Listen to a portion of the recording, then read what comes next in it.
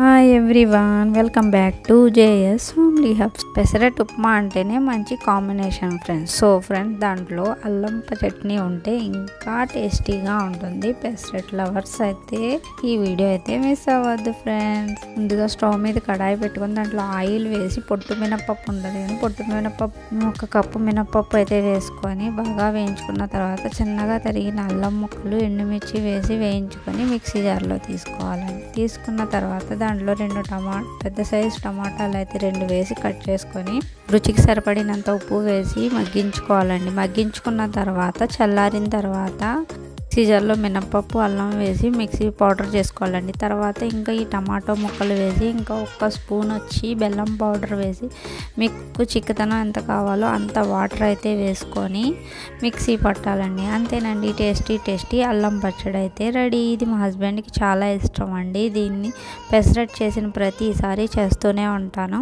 కావాలంటే మీరు దీనికి తాలింపు వేసుకోండి. నేనైతే తాలింపు వేయని, ఇలాగే ఇష్టం మా వాళ్ళందరికీ. ఇంకా నేనైతే పక్కనే ఉప్మా కూడా చేసి రెడీగా పెట్టుకున్నానండి. ఇంకా తవ్వ పెట్టుకొని పెసరట్ అయితే వేసుకుందామండి. పెసరట్ ముందుగా తవ్వకు ఆయిల్ రాసి హీట్ ఎక్కిన తర్వాత పెసరట్ వేసి దాంట్లో అల్లం తురుము, అలాగే పచ్చిమిర్చి తురుము, జీలకర్ర, నువ్వులు, కరివేపాకు సన్నగా తరిగి అన్ని బాగా కలుపుకొని అవి అయితే వేసుకోవాలండి. కావాలంటే దాంట్లో ఉల్లిపాయలు కూడా కలుపుకోవచ్చండి. నేనైతే వేరేగా వేస్తాను, ఎందుకంటే దీంట్లో అల్లం, పచ్చిమిర్చి చిన్న పాప అయితే తినదు, అందుకని వేరేగా వేస్తాను. వేరేగా వేసిన తర్వాత ఓన్లీ ఉల్లిపాయలు, నువ్వులు, కరివేపాకు మాత్రమే వేస్తానండి తనకైతే. ఇంకా ఆయిల్ వేసుకొని 2 వైపులా కాల్చుకొని దాంట్లో ఇంకా ఉప్మా అయితే పెట్టి ఒక్క పెసరట్ తింటే కడుపు అయితే ఫుల్గా నిండిపోతుందండి. టేస్టీ పెసరట్ ఉప్మా అల్లం చట్నీ అయితే రెడీ.